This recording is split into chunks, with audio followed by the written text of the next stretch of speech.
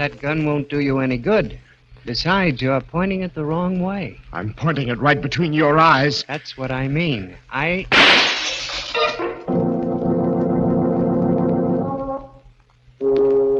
Midnight.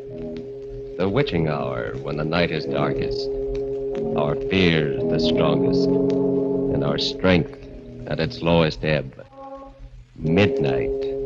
When the graves gape open and death strikes. How?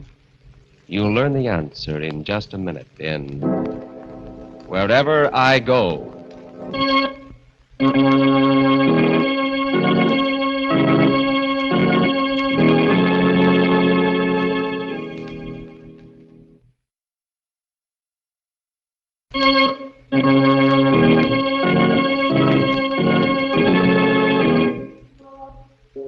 And now, Murder at Midnight. Tales of mystery and terror by masters of the macabre. Our story, A Study in Crime and Retribution, is by William Norwood. Its title, Wherever I Go.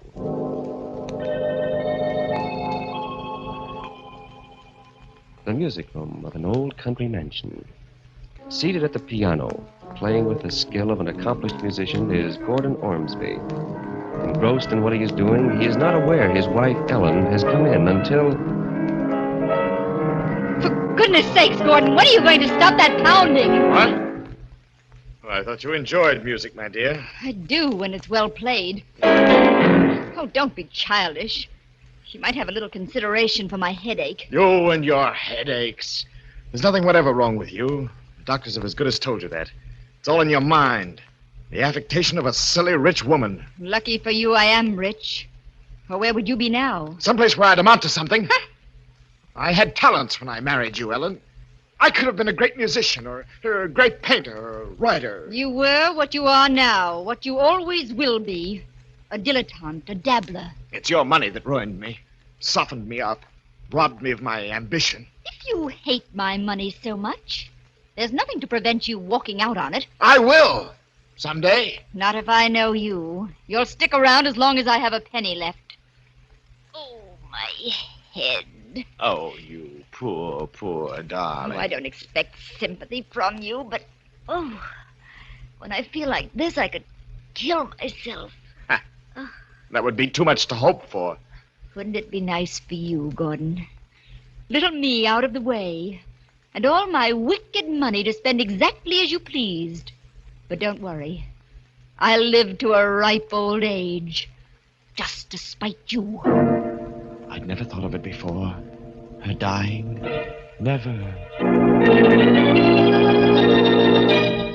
But after that, I couldn't get it out of my head. There was so much I could do with her money. I could go abroad, study. But first, I had to get rid of her.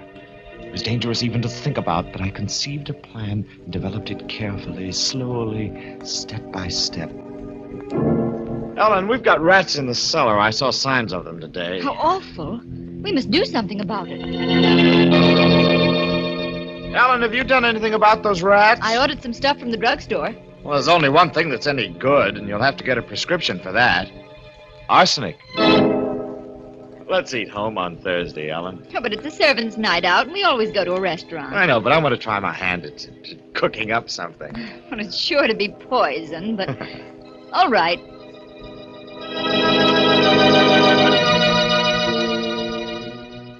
We ate dinner at home on Thursday, the two of us alone together. Afterwards, Ellen complained of a headache and went up to her room. I followed a little later. This is a surprise. I brought you a cup of cocoa, my dear, to help put you to sleep. That's suspiciously thoughtful of you, Gordon. I'm afraid it's still too hot to drink. I'll put it down here. What have you done to your hand? What? It's all bandaged up. Oh, I scalded it in the kitchen. It's a nuisance, too. I wanted to write tonight. What are you working on now, Shakespeare? Your memoirs?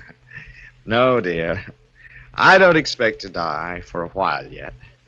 No, it's a story about a girl suffering from an incurable disease who commits suicide. Sounds morbid to me. Oh, but it's not. I'm making it very tender and beautiful. As a matter of fact, I did mean to write the death scene tonight.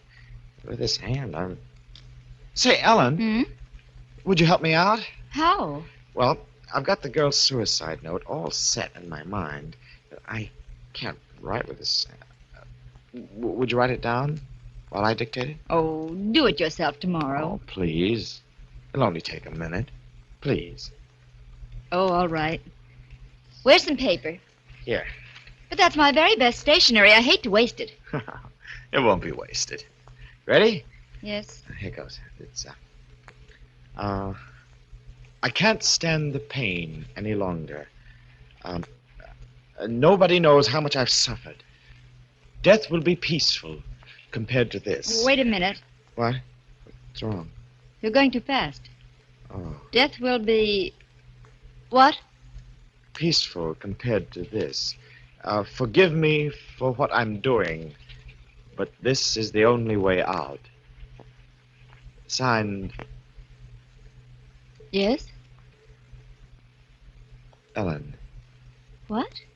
I named her that, dear, because she reminded me of you, so noble in her suffering. I thought you'd be pleased. Well, I'm not. You'll have to think of some other name. All right. Jane. Jane?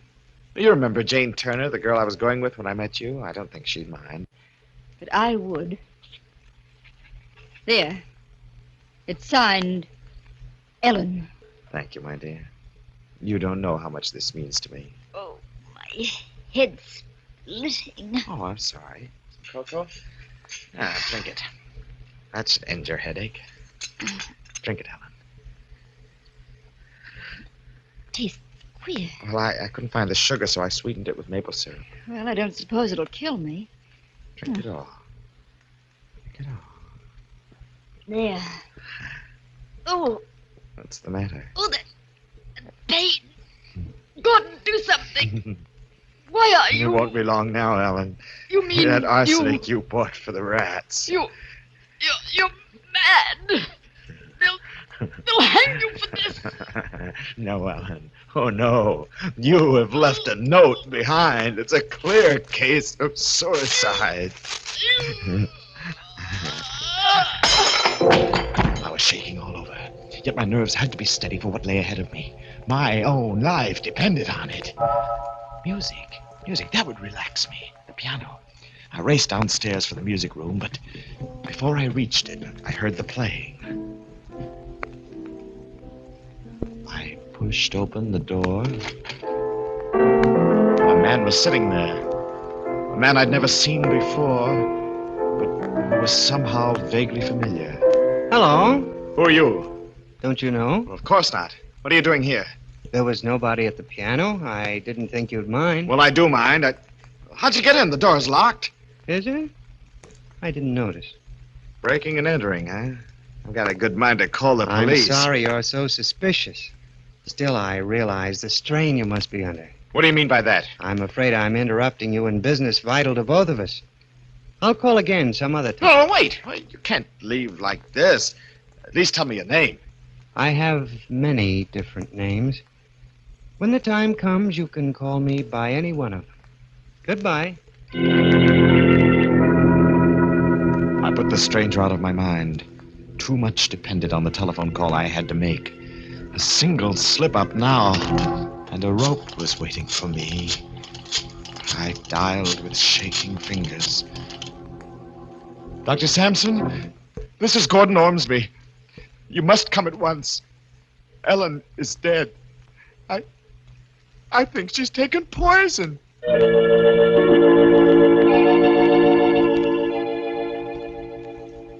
It worked out, just as I'd planned, just as I'd hoped it would. The doctor's visit, the police, the inquest, no false moves, no suspicions. I became the sole inheritor of a large estate and a free man. I moved out of the old house and into a hotel suite in town. I don't know when it started to happen, but I first knew that something was wrong when my fingers would no longer obey me at the piano. Nothing would come.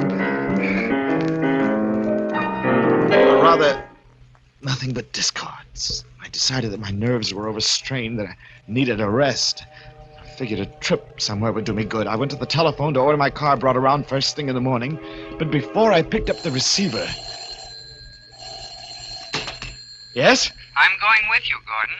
Who is this? Your friend. I'll see you first thing in the morning. But...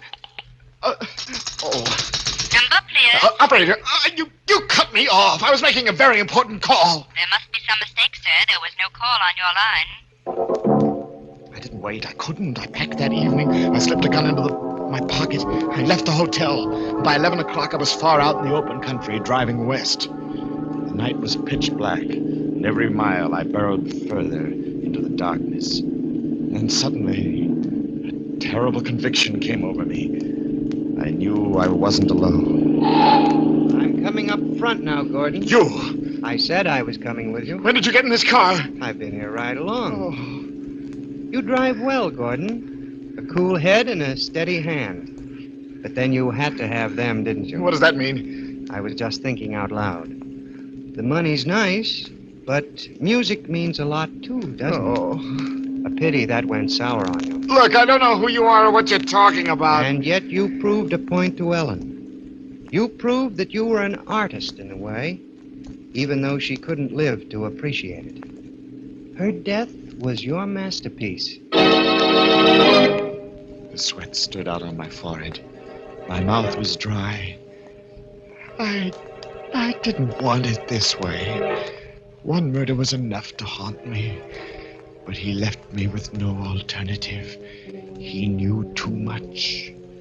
Somewhere along that road, when the night was darkest, I knew I had to kill the stranger. Yes.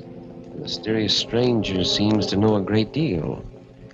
Is it possible he knows even more than Gordon suspects about his plan for murder at midnight?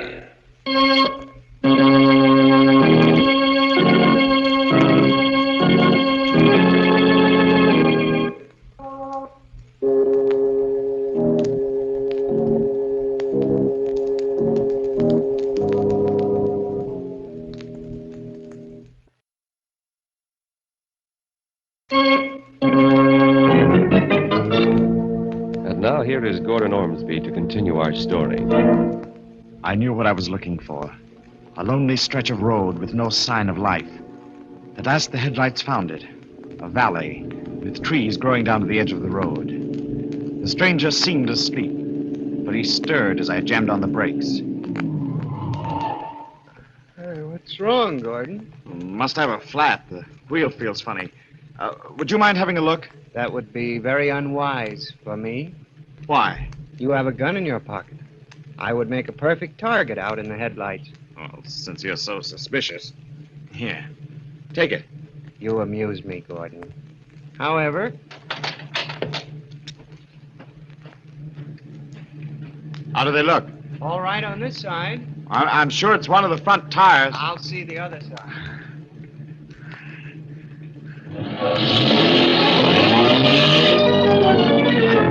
I got him. He was standing squarely in front of the radiator when I got him. Just to make sure, I backed the car over his body. I dragged him across the ditch and into the woods.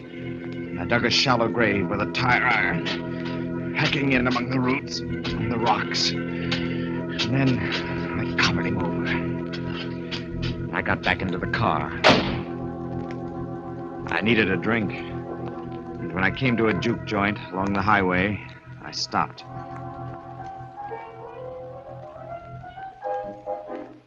All right.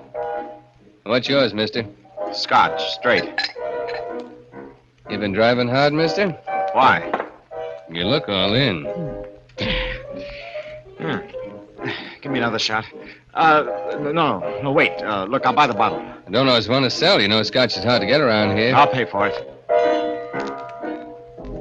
I took the bottle over to a booth and began putting it away. I felt better, warm inside. It was going to be all right after all. The stranger was dead, and they'd never find his body. I was in the clear with nothing to worry about. Help a poor blind man. Help a blind man.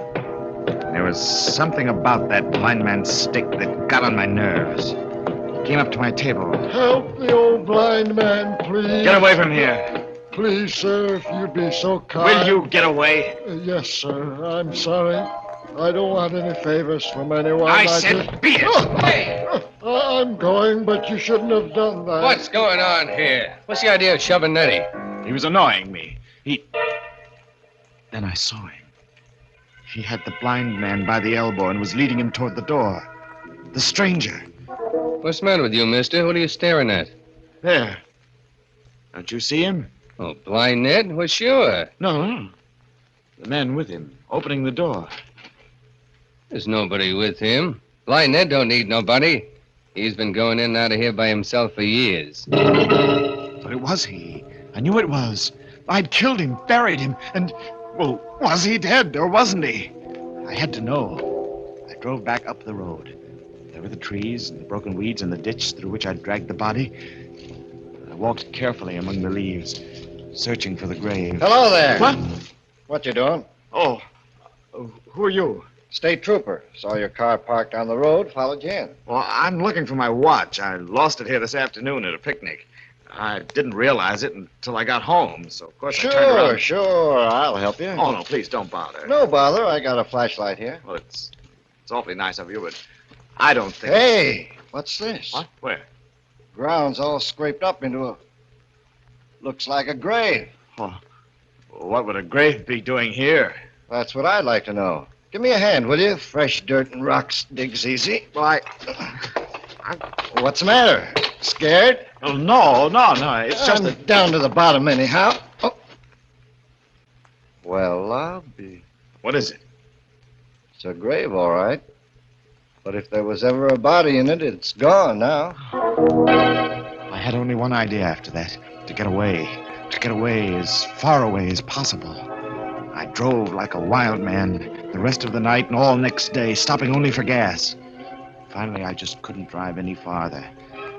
I stopped at a small hotel, went up to the desk to register. Sign here, please. I'm driving across country, and I've got to start first thing in the morning. Certainly, Mr. Ormsby. Ormsby. What time would you like to be called? At daylight. And another thing, I don't want to be disturbed under any circumstances. Yes, sir. That's important. No matter who wants to see me, on what excuse, I don't want to be disturbed. I understand, Mr. Ormsby. Now, if you follow the porter. The elevator doors were just closing when I saw him. He'd come in from the street and was walking across the lobby to the desk. I reached my room, dismissed the bellhop, and locked the door. With a shaking hand, I picked up the telephone. Yes, clerk? This is Mr. Ormsby.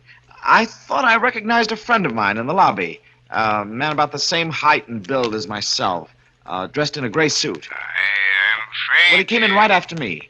I haven't seen him in some time, and well, I've forgotten his name. Would you mind looking in the register and telling me what it is? Just a minute now, look. Here we are. Your signature, Mr. Ormsby, and then... Yes? I'm sorry, sir. There is something, but the name's blotted. I can't make it out. I knew now there was no escape. I took the money from my billfold and piled it on the table. I examined my revolver to make sure it was loaded. And then I sat and waited. A few minutes before midnight, the knock came.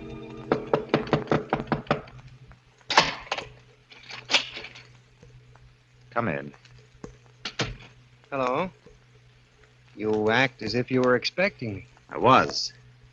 The only thing I'm not sure about is what you want. Or rather, how much. You should know. All the cash I've got's on the table. Nearly $500. Ellen left you a good deal more than that. All right, I'll write you out a check. Name the amount. Everything you possess. What? You're crazy. Do you honestly think, after the risks I took, the risks I'm still taking, I'd give everything away to a cheap blackmailer? Murder is an expensive hobby, Gordon. Well, not that expensive. If you want to be reasonable, say $50,000. I'm afraid there's no compromise. And I'm not just talking about money. Listen, this is your last chance. 50,000 or Or what, Gordon? you don't leave this room alive. You tried to kill me once before. Remember? I lost my head. The car only stunned you, and I didn't make sure that you were dead. It'll be different this time. It's always going to be different, isn't it, Gordon? When you disposed of Ellen, you were going to lead such a rich, beautiful life. But what happened to it? Your music went. You couldn't play. You shut up. And then your heart went. You struck out at an old blind man. Listen, you. There isn't very much left now, except your mind. And that's starting to go, too. Sometimes you see me, sometimes you don't. I see you now. Large as life. But do you see this? That gun won't do you any good. Besides, you're pointing it the wrong way. I'm pointing it right between your eyes. That's what I mean. Well, you...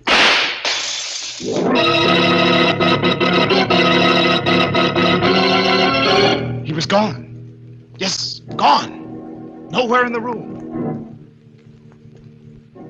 Then I heard the rapping at the door. In a daze, mechanically, I opened it. Anything wrong, mister? What? Who are you? The house detective. I thought I heard... Oh, you must have seen him. He must have run past you in the corridor. Who? The stranger, the man who was in my room. Oh, I did. Hey, be careful of that gun. Well, I had to shoot him. He was threatening me. He was standing over there when I let him have it. Oh, yeah? What did he look like? He's about my height and build, wearing a gray suit. Like the one you're wearing? Huh? Oh, yes. I thought so. Look, At what? the mirror. You shot at your own reflection. You mean... Now do you know who I am, Gordon? There, didn't you hear him? Hear what? What are you talking about? No. No, you wouldn't hear. Only I would. And now I do know who and what he is. I know why I couldn't escape him. Here, take this gun. I want to give myself up. Give yourself up. My name is Gordon Ormsby. I killed my wife. I poisoned her. I made it look like suicide, and there never was any trial. Oh, I get it. Sure, It was a perfect sure. crime. At least I thought it was a perfect crime until he came into the picture. Now, don't you worry about it one bit, Mr. Ormsby. You just Wait a come minute. along with Wait a me. minute. You think I'm making it up? That I'm crazy, don't you? No, You do no. think so. But it's true. Every word of it. Sure, I got a good friend who's a doctor. You tell him Doctor. all about... No, he won't believe me either. Nobody will believe me. They'll all think that I'm mad. And, oh, don't you see? That's why I have to give myself up. Because that's the only way I can get away from him. If you hang me. But if you don't... They won't, Gordon. They'll put you away. And wherever you go, I'll be there, too. Remember that? Wherever you go.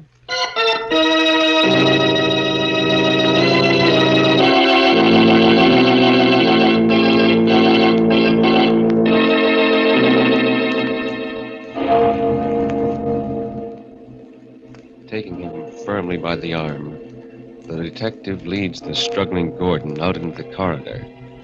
A corridor that grows darker and darker until it is completely black.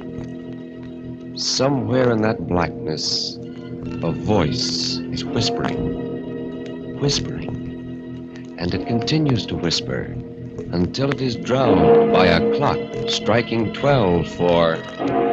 Murder at midnight.